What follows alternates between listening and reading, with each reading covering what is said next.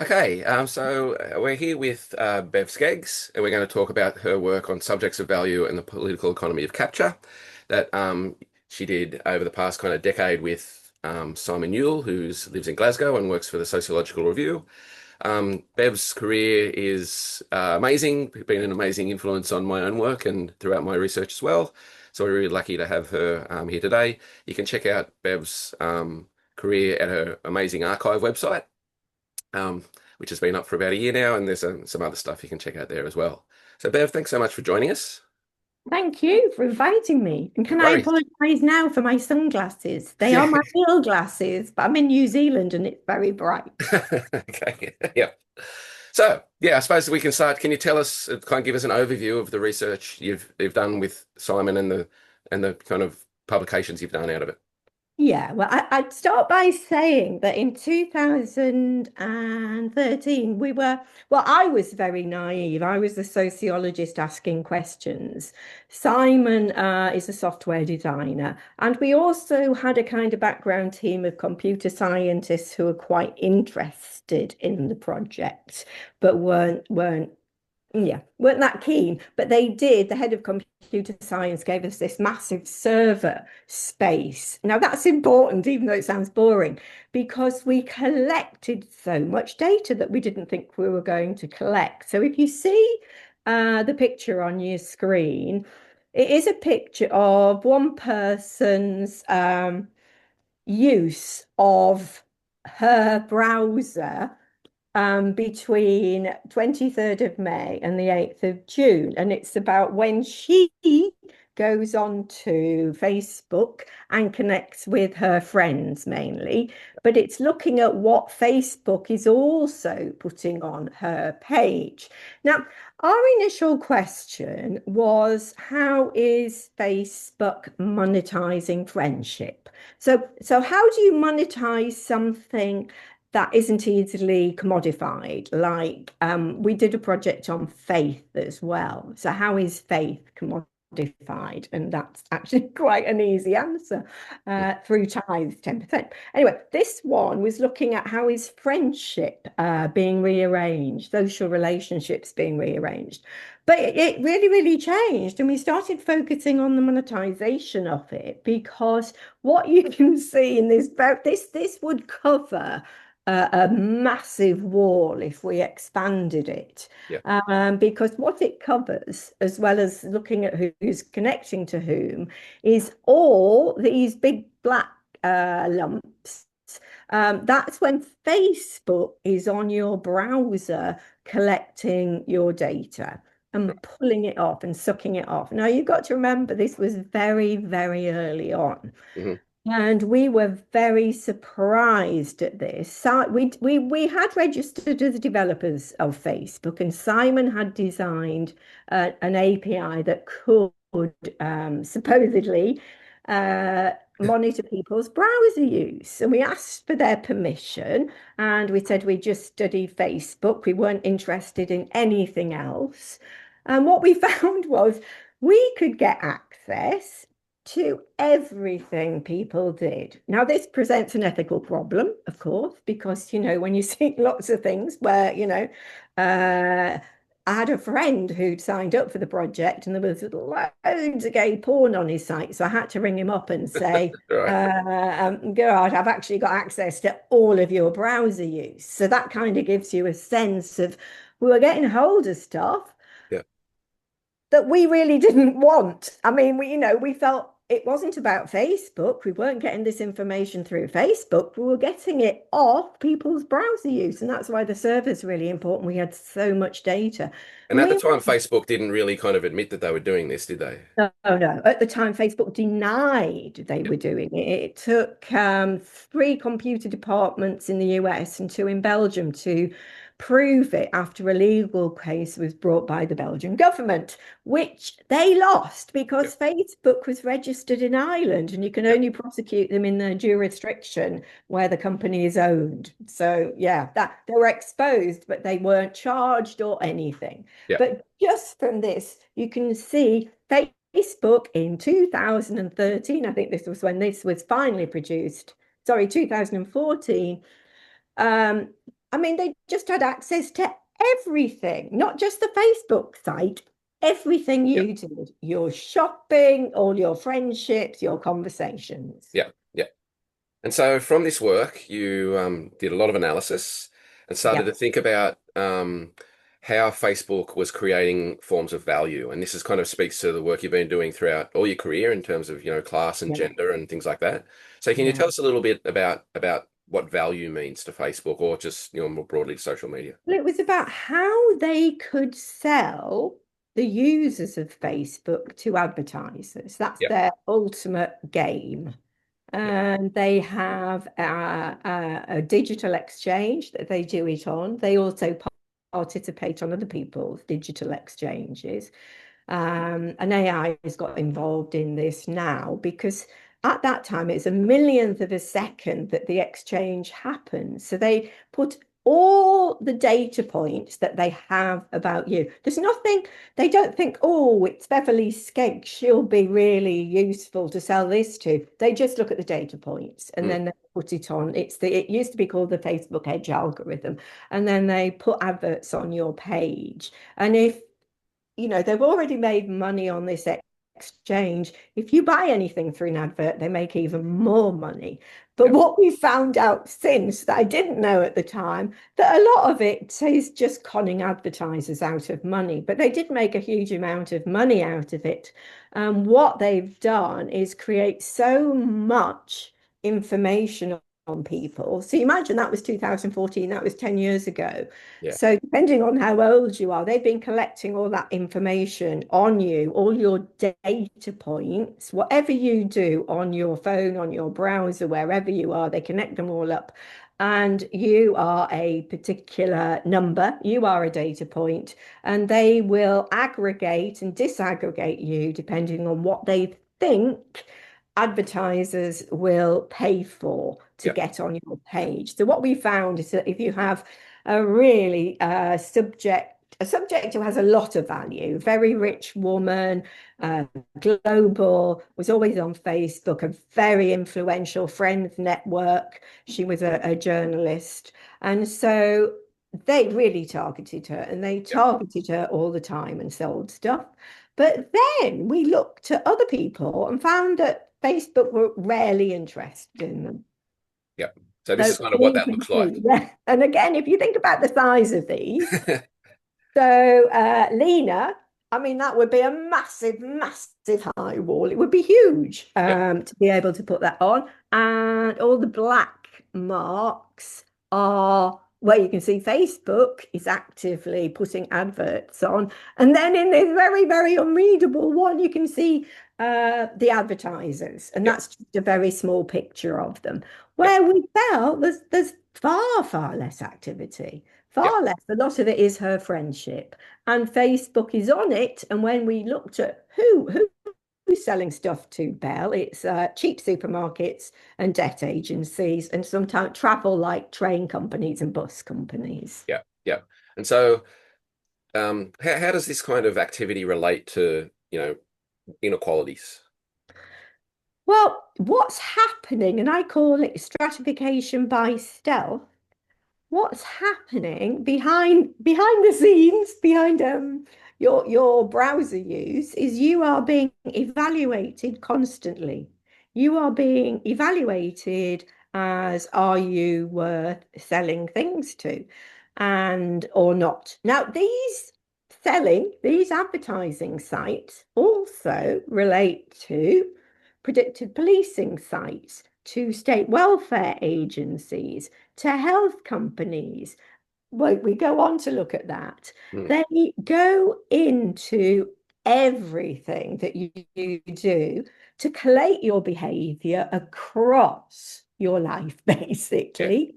And they are collecting it now from your childhood. So imagine, a 10-year-old who, well, would have begun using devices probably at the age of 5, they can learn what the parents are recommending, what type of education they have, what they're looking at. And they can correlate that with friendship networks and things like that. So you provide data signals every time, and they have all that. So what Yep. it does is create aggregated inequality where you are being divided into a valuable subject that can be sold things, but can also be problematic. You might be problematic for policing. You might have a criminal record. You might not get into a university because you've had some bad data points. Hmm. So different companies come in. Now, a health company is a very good idea. A health company comes in, looks at your digital profile, not with your name particularly. They'll have a code and it's all done through data points. They'll look at that and then they'll work out whether you're a health risk or not. If Yep. you're a health risk, they won't sell you insurance. Yep. You may not get good treatment. You may be put to the back of the list. If you're a smoker, you're in real trouble on lots and lots of sites, Yep. insurance and whatever else. So they're deciding whether you're worth being given treatment. They're deciding, literally whether you're worth all sorts of things. Can you get a mortgage? Can you get health care? Yep. Can you be picked up by the police very easily? Can you be criminalized very easily? Should you have access to welfare? All these things. I mean, it's extensive and it's more extensive now than Yeah. it was then. Yeah. Okay. Um, so like there's these auctions going on all the time. It's kind of in real time. Yeah. Um, Yeah.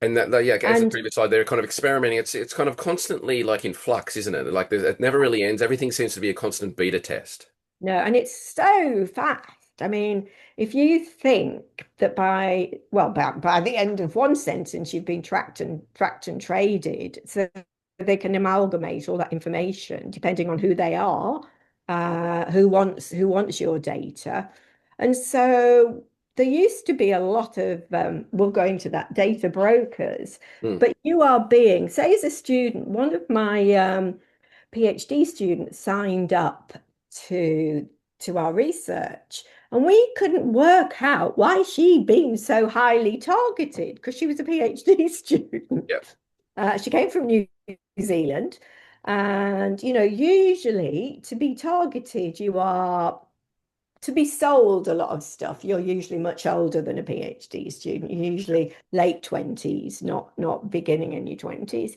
And she was targeted so much. And then we looked at her friendship network, and she was connected to really powerful, interesting, very rich people. Okay. And she had no idea. So they've already kind of got her number. Yeah. She now has a kind of free pass, I'd say, into things like healthcare. When people assess her CV for jobs, if she's going for travel, she get charged more. It's Yeah. like they weigh in different ways, but they're always weighing you to assess what they can extract from you. Yeah. And so this like it certainly feeds into things like real-time pricing. But as you've already pointed out, the Yeah, mission creep thing is important, isn't it? Because no one really signs up for Facebook definitely. to thinking that it's going to Yeah, affect whether they can get health or health yeah, insurance. exactly. And anything. I mean, there's a guy called Brugger, and he's really good because he wrote a book years and years ago, and he said what Facebook did that nobody knew at the time, because he went back to investigate their software development, their code. And he said what they did was basically create like a, a whole ecological system for the internet itself. Mm. So everyone had to go through Facebook. Yeah. Most people didn't know that, like Spotify. We didn't know Spotify ran through Facebook until it broke down. Mm. We didn't know about the relationship between Facebook and Amazon until it breaks down. But he said Facebook is like electricity, Yeah. basically. You have it everywhere. You don't see it, it's everywhere. Yeah. It's And infrastructural. yeah, exactly. Yeah. And you need to go through those networks. Yeah. Okay. So that you mentioned Brugger here. Yeah. This is Bruno, sorry, I preempted that's myself. okay. So yeah, Yeah, and I like everything goes. the lab rat or old hat thing down there. Kind of people don't feel manipulated. That's happening every day. Yeah, So yeah, like yeah. a really kind of basic sociological concept as agency. Yes. What do you think this kind of predictive potentiality kind of nudging means for sociology and its concept of agency? Well, I've never been a fan of No, agency. You may that's why I'm know. asking you the question. Just because I think there are so many forces beyond our control from the moment we enter the world that we don't know that are shaping what we can be. I actually think, agency is a bit like horoscopes. We want to be a Sagittarian, say, but, we're aiming to have agency. Now, that is not denying that culturally and socially we talk to each other and we do certain things. But Yeah, I we make choices and we kind of have an idea of what we want to do and be, Exactly, but exactly. But do you ever have a choice mm, that is not set within parameters? No, never. There's yeah, always parameters. Should I do this or that? Should I, yeah, I mean, there's always parameters.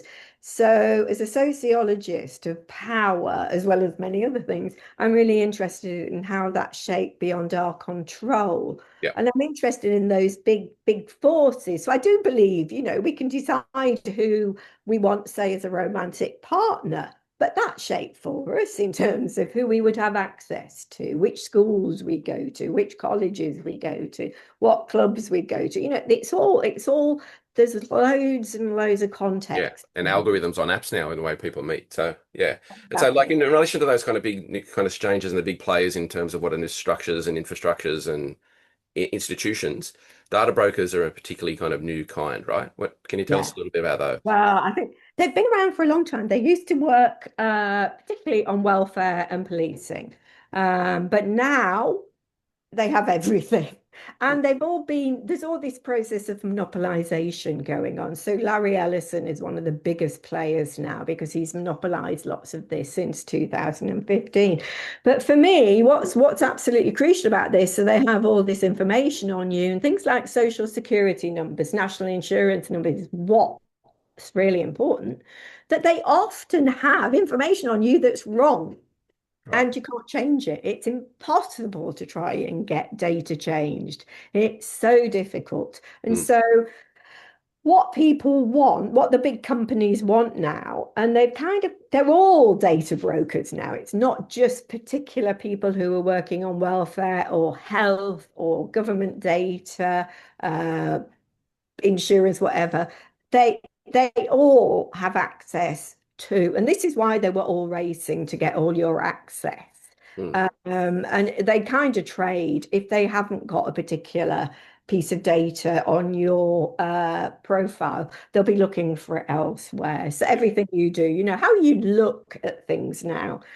Simon and I remember had a big debate about where is the future for, I think this was about 2015, and he said it's speech. They're going to monitor your speech. And I think he's quite right because, selling affect. Are you in a good mood? Are you in a bad mood? What does your face look like? Do you look sad? They're kind of going into those depths of things at the Yeah. moment. Spotify certainly is trying to do that for sure. Yeah. Exactly, Yeah. exactly. That's what you've shown really well, Yeah. Steve. Yeah. Yeah. Yeah.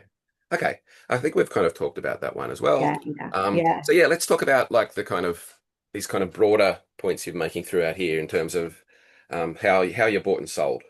Yeah, and I think this for me was a real wake up call because I had no idea that the Indian government sold all their citizens' data because you have a little identity card in India, and they were selling it to various people, various other governments, and the CIA and various English companies uh, to basically track Indians as well. Now, a lot of the time they say, oh, we're doing it for security reasons. And the war on terror is used Yeah. as an excuse for everything. I mean, Trump is now defending Iranian women. It's used for everything. Yeah. And so this time it was like, well, if we have all the Indians' data, we can track them.